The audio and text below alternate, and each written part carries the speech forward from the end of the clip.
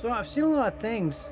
Many a tear has to fall, Crazy things. but it's all Unnatural things. in the game. But good people? No. That girl I met. All in the wonderful game. I would be a good person too if I grew up in some cozy little impenetrable home. I have to steal and stab and fib all the goddamn time just to get by.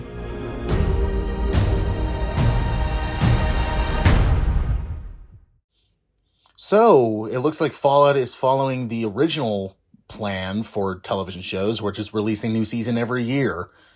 Because nowadays it's like every 2-3 years we get a new season, but with Fallout, they're like, nope, it's every year. So yay, we got season 2 pretty quickly. And it also helps that the fact that they renewed it pretty quickly. I think like a week after season 1, but yay. All right. So we got season 2. Now this season takes place like right a little bit after the events of season 1. And if you haven't seen season 1, you probably aren't listening to this, but at the end of season 1, we got Lucy and the ghoul going to New Vegas to track down Lucy's father. And Maximus is also dealing with the fact that he was pretty much promoted in the Brotherhood. So now he's got to deal with that. And with this season, it picks up from there where, Lucy and the ghoul, they're, on their way to figure all this stuff out while they're bumping into all these different roadblocks, such as, I don't know, the Legion. And if you've played New Vegas, you know. And then Maximus is dealing with all the stuff that the Brotherhood is doing and thinking, yeah, this really isn't a good idea. And starts to pivot from that. So that's pretty much what we got with this season. Is at the end of season 1, it leaves us with a, I guess, kind of cliffhanger where we see New Vegas. And if you are a fan of Fallout, you probably had to go change your underwear because you were just so excited. But if you're not a fan, you're like, all right, so they're going into a new location. Got it. And so personally, I think I've said it, but I'm a big Fallout fan. When it comes to New Vegas, I've played most of it. I know I haven't beaten it, but I've played most of it. And everything that they do in this one, I knew that was from, the Vegas title. So I was like, all right, I'm glad that, they don't do anything that's like, I guess that's from that entry. It's like, no, I know that's from that entry. So that's kind of cool.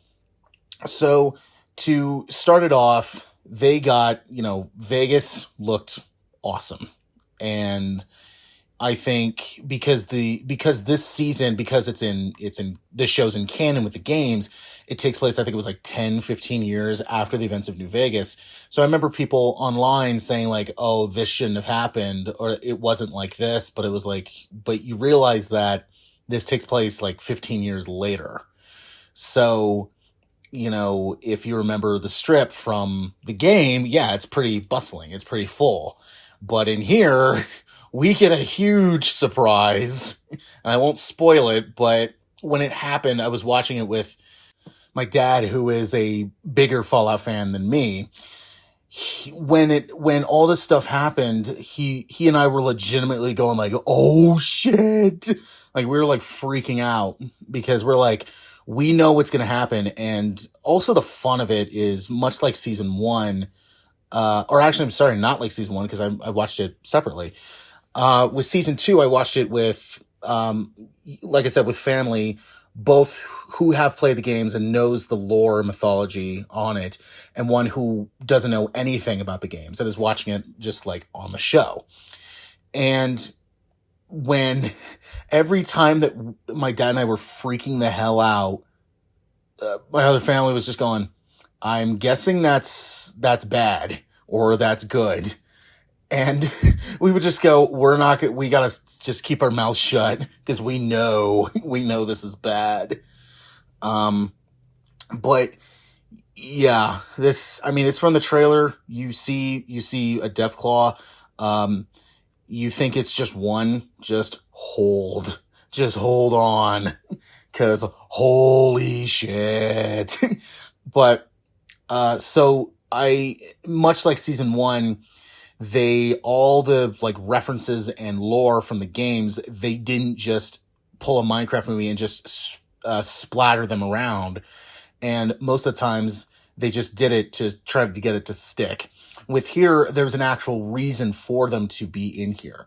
And that's what I think a video game adaptation should do, is especially in RPG one, where if there is a lore, like creatures around the game, and if you don't have a reason to have them in these situations and you just throw them in there for no reason, yeah, it's cool, but it's a lot like jangling keys in front of your face.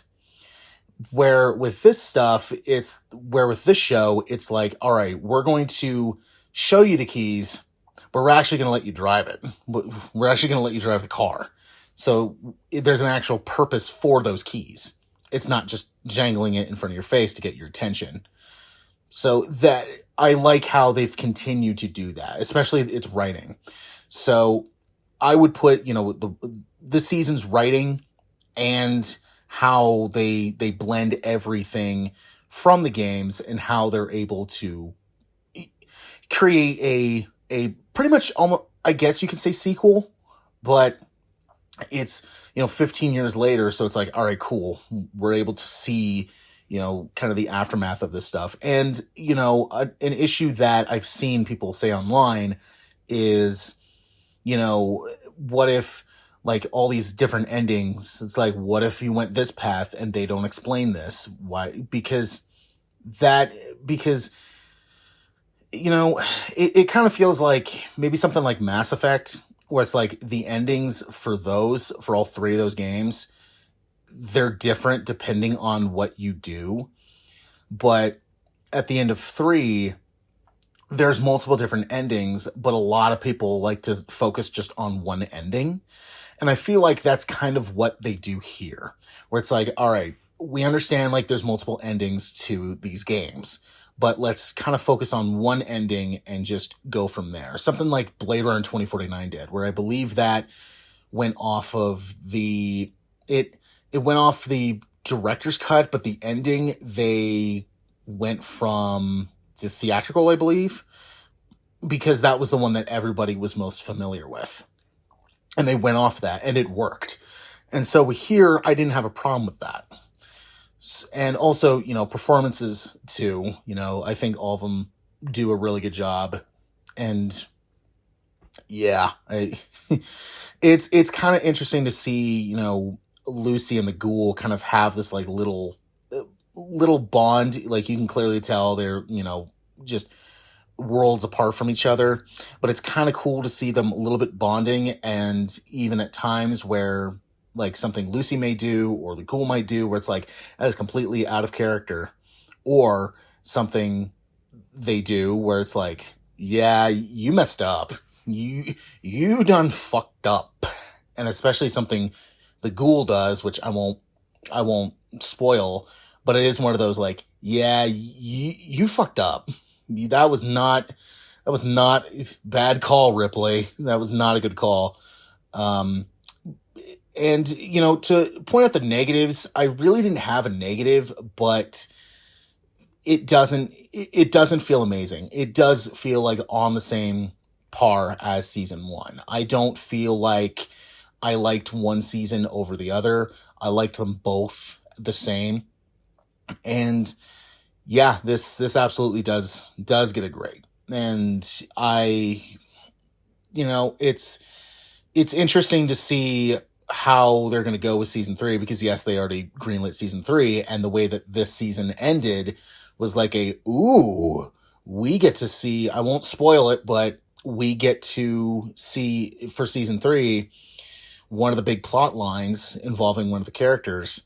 involves them to go to a new place where we have not seen that in any of the Fallout games.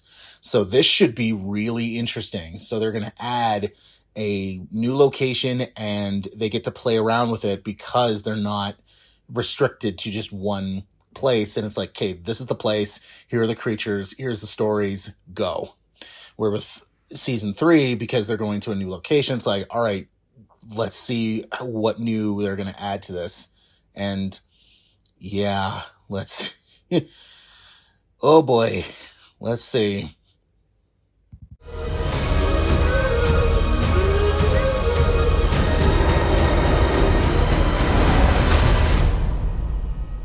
So this is Vegas, huh? I'd ask why my dad ran into a den of monsters, but he'd probably just tell me to shut the fudge up.